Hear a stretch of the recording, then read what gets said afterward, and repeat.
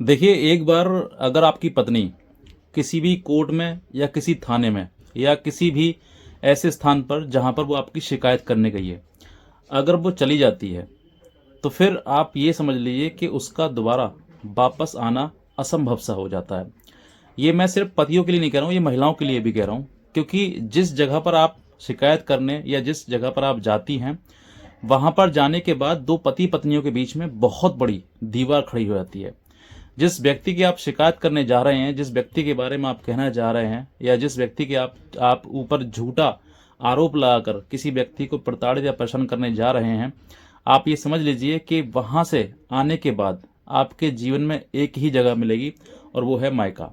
क्योंकि महिलाएं जो हैं वो कहीं न कहीं अपनी ताकत का दुरुपयोग करते हुए झूठे आरोप लगाती हैं। उन पर तमाम तरीके के ऐसे आरोप जगड़ दिए जाते हैं जिससे वो व्यक्ति अपने आप में एक अपमानित होना महसूस करता है, और वो समझता है कि इस महिला ने मुझे इतना परेशान कर दिया, इतना पीड़ित कर दिया कि मैं जो है आज ऐसी कगार पर हूँ कि अपने आप का जीवन स्वयं खत्म करने के लिए तैयार हूँ। ऐसी महिलाएं, जो महिलाएं कोर्ट कचहरी एक बार जाने के बाद, थाने में जाकर जाने के बाद वो वापस आ नहीं पाती हैं, ये आज के समय में देखा गया है। और वो आने के पीछे उनका कारण भी हो जाता है, क्योंकि जब वो मुकदमा करती हैं तो फिर मुकदमा करने के बाद या फिर उस प्रोसेस से गुजरने के बाद उनको पता लग जाता है कि उनके पास कानूनी ताकत कितनी है। जिस व्यक्ति को भी पता लग जाता है कि मेरा ऑरा कितना है, मेरी कानूनी ताकत कितनी है, तो वो फिर कानूनी ताकत का इस्तेमाल करते हैं, यानी कि दुरुपयोग।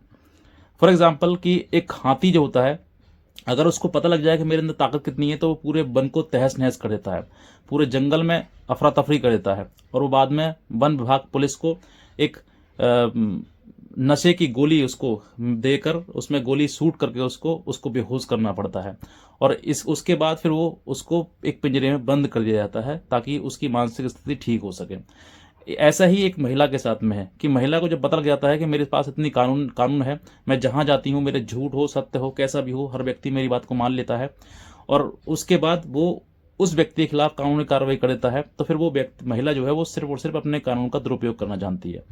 क्योंकि वो पता है उसको कि मेरे साथ में मारपीट करी हो या ना करी हो, मुझसे दहेज मांगा हो नहीं मांगा हो, लेकिन अगर मैंने बात दहेज की बात कह दी तो ये बात सत्य मान ली जाएगी, और सत्य मानते हुए मेरे जो इन लॉज हैं, सास ससुर हैं, उनके खिलाफ रिपोर्ट दर्ज कर दी जाएगी। अभी एक फिलहाल में ही एक मामला आया मेरठ का, जिसमें कि कोई बड़ा मैटर नहीं था, सिर्फ और सिर्फ इतनी बातचीत की कि पति ने लड़ाई झगड़ा करते समय, बातचीत करते समय प्यार से मोहब्बत से तकिया मार दी। उस तकिया को इतना बड़ा इशू बना दिया कि उसने रिपोर्ट लिखवा दी, और वो रोते रहते थाने पहुंची और तमाम बातें बढ़ा चढ़ा के उसमें लिखवा दी कि मुझे दहेज मांगते हैं, मारते हैं, पीटते हैं।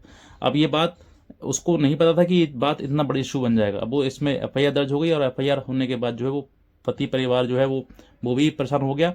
और उसके बाद अब जो है महिला जो है वो ये कह रही है मैं साथ में रहना चाहती हूँ, लेकिन पति ये कहना चाहता है कि मैं तुमको नहीं रखूंगा, क्योंकि तुमने मेरे को मुकदमा कर दिया, मुझे पूरे परिवार को कोर्ट कचहरी कानून दिखा दिया, तमाम वहां बेइज्जती कर दी। अब ये जो निर्णय पति के द्वारा लिया गया है, यानी कि ना रखने का, वो क्यों लिया गया? क्योंकि कहीं ना कहीं पुरुष के साथ बदतमीजी, अभद्रता, बदसलूकी होती है। उस व्यक्ति के साथ अपमानजनक टिप्पणियां उस पर करी जाती हैं। जिस व्यक्ति को बुलाकर थाने में, वो पति, जो पति एक सम्मानजनक व्यक्ति है, उसके साथ तू तड़ाक बात करी जाती है कि तू क्या करता है, तू क्या, कहाँ बैठ, वहाँ बैठ, कहाँ खड़ा हो, जहाँ जा, इस तरह की बातें उसके साथ में की जाती हैं। उसके माँ बाप के साथ में अभद्र व्यवहार किया जाता है, बदतमीज बोला जाता है, ये पुलिस का अभद्र व्यवहार किया जाता है। और इसी वजह से जो है वो पति जो है इतना अंदर से क्षीण हो जाता है उसका, कि वो ये मना कर देता है कि मैं अब साथ नहीं रह पाऊंगा, मैं नहीं रख पाऊंगा। बहुत सारी चीज़ें होती हैं, और फिर ये चीज़ें जो लगातार जब पता लगता है पति मना कर रहा है, फिर पत्नी हाँ कह रही है पति, तो फिर वो पत्नी और ज़्यादा मुकदमे करती है, फिर वो कोर्ट जाती है, तमाम उनको वकील मिलते हैं, वकील तमाम उसको सलाह दे देते हैं, बता देते हैं कि हाँ ये देखो तुम्हारे लिए मेंटेनेंस मिलेगा, तुम्हें एफआईआर हुई है, तुम्हें उन्हें सज़ा मिलेगी, तमाम इसी तरह की चीज़ें बताई दी जाती हैं। अब इस तरह की बात होने के बाद जो व्यक्ति सिर्फ एक ही निर्णय लेता है कि अब साथ में नहीं रहना है, क्योंकि अब जो है मतभेद इतने बढ़ जाते हैं, एक दूसरे के प्रति इतना जहर भर जाता है कि वो साथ रहने संभव नहीं हो पाता है। और फिर इसमें तमाम तरीके, फिर जब सोशल मीडिया है तो तमाम तरीके की बातें सामने आ जाती हैं, और इसी वजह से फिर वो वापस महिला नहीं आ पाती, फिर वो सिर्फ और सिर्फ अपने मायके में ही अपना जीवन बिताती है। कहीं ना कहीं अब पति को कोसती है, और पति पत्नी को कोसता है, लेकिन कहीं ना कहीं सोच कर देखो कि इस जड़ की, इस बर्बादी की शुरुआत जो हुई है वो सिर्फ और सिर्फ एक शिकायत से हुई है। मैं इस पूरी कहानी का सारांश जो अगर कहूँगा तो यही कहूँगा कि आज के समय में अगर आप पति पत्नी का जीवन व्यतीत करना चाहते हैं, साथ में अच्छे से जीवन व्यतीत करना चाहते हैं, तो एक दूसरे की शिकायत करना बंद करें। और ख़ास तौर से महिलाएं जो छोटी छोटी बात को थाने चली जाती हैं, कोर्ट चली जाती हैं, या वहाँ पे जाकर मुकदमा करती हैं और वो उम्मीद करती हैं कि बाद में मेरा पति रखेगा, तो मैं कहता हूँ उम्मीद तोड़ दो, ख़त्म कर दो।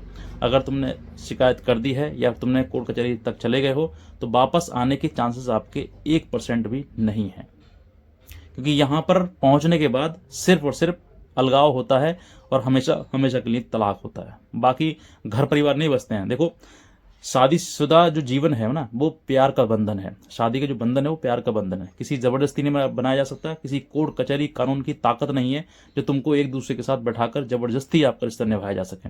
नहीं हो सकता है, असंभव है। जहाँ पर कोर्ट कचहरी कानून आ जाती है, वहाँ सिर्फ और सिर्फ कहीं ना कहीं एक दूसरे के प्रति मन में बदले की भावना आती है। बदलाव की नहीं, बदले की। जब महिला कोर्ट में जाती है या कचहरी में जाती है या थाने में जाती है, तो सिर्फ और सिर्फ अपने मन में यही चीज़ लेकर आती है कि मुझे बदला लेना है उस सास से, उस ससुर से, उस पति से, उस नंद से, कि उसने मुझे कहा कैसे ऐसा, बस, और कुछ नहीं होता है। और जब बदले की भावना में एक व्यक्ति दूसरे की जलता है, तो फिर परिवार बर्बाद होता है, घर तबाह होते हैं, परिवार पति पत्नी रिश्ता टूट जाता है हमेशा हमेशा के लिए। इसलिए मैं कहता हूँ, एक बार अगर पत्नी आपकी वापस मायके गई, ससुराल गई, कोर्ट गई या थाने गई, कचहरी गई, तो फिर वापस आने की संभावना है नहीं। उसके बाद सिर्फ और सिर्फ आप मुकदमा ही झेलोगे। इसीलिए कहूँगा कि अगर हो सकता है, अगर आपका विवाद हो सकता है, तो 4 दीवारी के अंदर ही ख़त्म करने की कोशिश करें। नहीं ख़त्म करोगे तो अंत में आपको वही मिलेगा जिसकी आपने कभी कल्पना भी नहीं करी होगी। इसीलिए मैं कहता हूँ, छोटे से कहते हैं घाव को, अगर घाव हो जाता है ना, तो उस पर दवा लगाकर उसको ख़त्म किया जाता है। उसको ऐसा नहीं कहते बार बार कुरेद कर, बार बार उस पर जहर लगाकर उसको और ज़्यादा बढ़ा दिया जाता है, उसको नासूर बना दिया जाता है और वो नासूर तलाक में बदल जाता है। ऐसा नहीं करना है।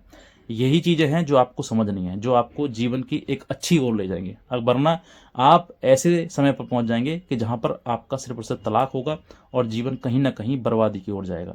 और अगर महिला किसी अन्य पुरुष के चक्कर में है, तो महिला अपना जीवन तो खराब कर ही रही है, साथ ही साथ में दूसरे के परिवार का खराब कर रही है, और तीसरा अपने परिवार पर हमेशा के लिए एक दाग छोड़ कर जाएगी कि तुम्हारी बहन ऐसी थी, तुम्हारी बेटी ऐसी थी। क्योंकि उस महिला को नहीं पता है कि उसका पति उससे कितना प्रेम करता है। उस महिला को नहीं पता है कि वो जो पुरुष आज उसके फेवर में है, उसकी हाँ में हाँ कर रहा है, वो सिर्फ और सिर्फ तुम्हारा यूज़ करने के लिए है, बाकी और कुछ नहीं। कुछ देर के लिए तुम्हारी हाँ में हाँ, तुम्हारे गलत में भी वो हाँ कहेगा, तो तुम उससे कहेगा कि देखो कितना बुरा आदमी है वो सिर्फ इसलिए कह रहा है ताकि तुम उसके इस्तेमाल में आ सको। और जैसे ही तुम इस्तेमाल में आओगे, तुम्हें फेंक दिया जाएगा, सिर्फ और सिर्फ किस लिए? क्योंकि जो महिला अपने पति की नहीं, वो मेरी क्या होगी। इतना समझ लीजिए बस। बाकी मैं और कुछ नहीं कहना चाहूँगा। समझदार इंसान को इशारा काफ़ी है कि उसको करना क्या है।